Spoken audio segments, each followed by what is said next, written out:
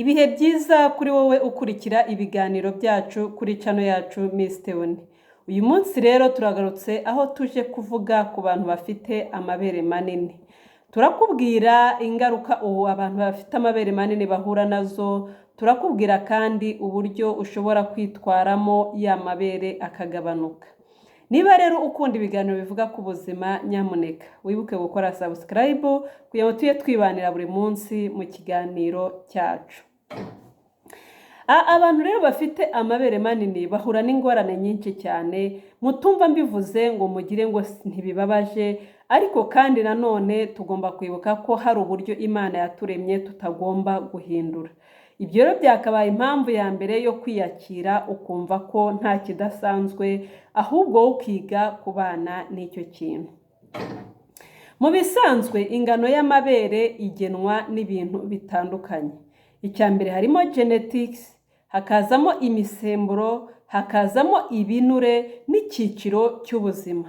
Mu cyiciro cy'ubuzima turebera kuri adolescence, hahandi abana baba bageze mu gihe cy'ubwangavu, amabere atangiye gukura, tukagera mu gihe cya gutwita, nabwo hari umuntu utwita amabere akaba manini, tukagera noneho no mu gihe cya menopause, hari abantu bagera muri menopause nabo amabere akaba manini.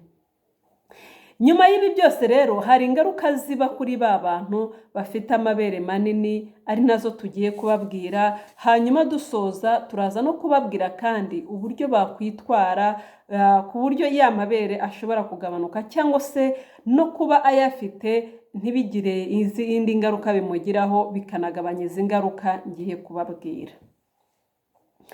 Ikintu cya mbere, abantu bafite rero amabere manini bakunze kandi nanone kubabara umugongo. Ni ukuvuga ngo abantu bafite amabere manini bitewe n'uko bwa buremere bw'amabere akenshi arakurura hano mu gituza, umugongo n'ibitugu, no hano mu ijosi hakababara. Kuba bibabara rero nabo ntago ari uruhare rwabo, ariko icyo twababwira, hari uburyo ndi bubabwire wakwifashisha ukoroherwa. Icya kabiri ni ukubabara ibitugu. Ku muntu ubabara ibitugu, urabona abantu benshi bakunze kwambara isutiye isanzwe.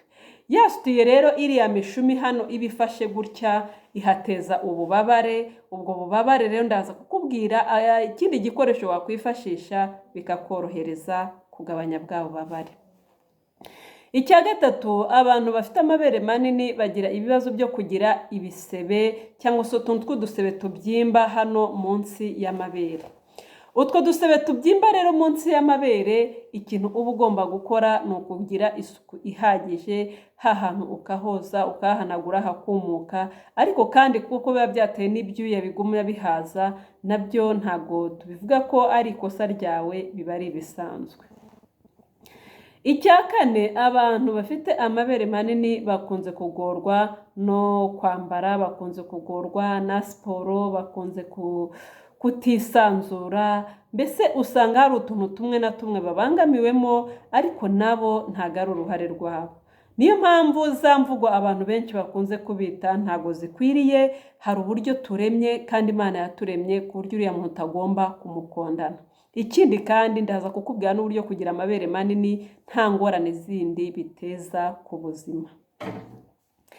Icya gatanu ni uko hari igihe habaho kwiheba bitewe n'imiterere, bitewe n'ingano y'amabere. Abenshi kubyakira biranga, rimwe na rimwe bigaterwa n'uko sosiyete ibivuga, bigaterwa n'amagambo abantu babita, bigaterwa ibyo byose rero bigaterwa bigatuma abantu batiyakira, umuntu akabona ko abangamiwe.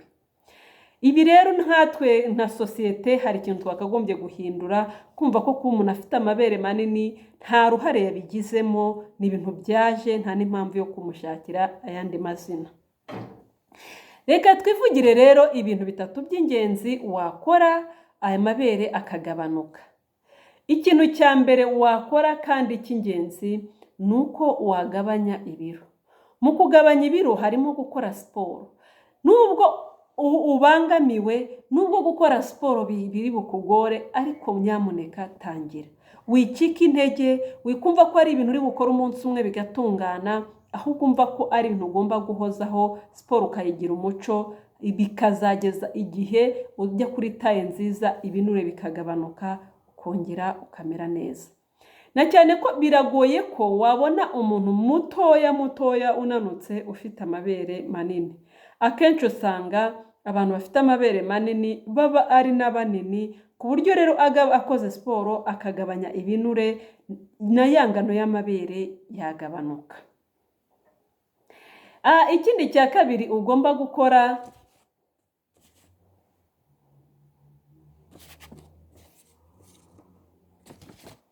ikindi kintu ugomba gukora ni ukwambara ibyo twita support bra. Iyi support bra akenshi ziboneka nko kwa muganga. Navuga ko ari nk'isutiye ariko ntago ari isutiye kumutera, ya mishumi yayo ntago ari kimeze, ahubwo yo irafata ifate neza buri hantu hose, mbese ubone ko igufashe ku mubiri ahantu hose, igufashe kugabanya bwa bubabare, igufashe kugabanya bwa bubabare bw'aha mu ijosi. Urumva ya mishumi y'isutiye yakururaga hano mu ijosi igakurura mu mugongo, ariko support bra yo urayambara igukwira ahantu hose neza, ibifasha ahantu hose igabanye ububabare. Icya kabiri rero ni uko icya gatatu ni uko ugomba kugabanyisha amabere igihe wumva koko akubangamiye. Abantu twese ntago twakira ibintu kimwe. Hari umuntu ibintu bibaha akumva we ni ibisanzwe ntanabyita, ati akakira uko Imana yamuremye akumva binamushimishije. Hari n'undi wumva bimubangamiye akumva ko afashe umwanzuro wo kwibagisha. Ibyo nabyo rwose birakora, kandi kuyabaga nabyo bituma nyine agabanuka akajya kuri rwa rugero wowe wumva ushaka. Nyuma y'ibi bintu bitatu rero nkubwiye, birimo kwambara support bra, gukora imyitozo ngororamubiri ukagabanya ibinure cyangwa se kwibagisha amabere, nyuma y'ibi hari ibindi ikintu ugomba kwitaho, ni ukwiga kwiyakira, ukiga kwikunda, ukiga kwimenya, ukishimira uko uri. Ibi ngibi bizagufasha kumva ko ntacyo amabere manini agutwaye, bizagufasha kumva ko amabere manini aguhagije, na cyane ko igihe wumva nta bundi bubabare burimo, igihe wumva nta yindi ndwara irimo, rwose amabere manini nta zindi ngorane zindi ateza zidasanzwe, urugero nk'abavuga ko bishobora gutera kutabyara. Ibi ntaho bihuriye, kubyara no kugira amabere manini nta hantu bihurira. Umuntu ufite amabere manini arabyara neza, umuntu ufite amabere manini aronsa, umuntu ufite amabere manini nta hahurira no kutabyara rwose. Hari n'ibibaza ngo ese umuntu ufite amabere manini yabura amashereka? Cyane. Umuntu ufite amabere manini ashobora kubura amashereka kimwe n'uko nyine ashobora kuyagira, kuko iyi misemburo ikora amashereka nta hantu ibihuriye n'iyo mu mabere. Ikindi, ingano y'amabere nta hantu ihurira n'ingano y'amashereka.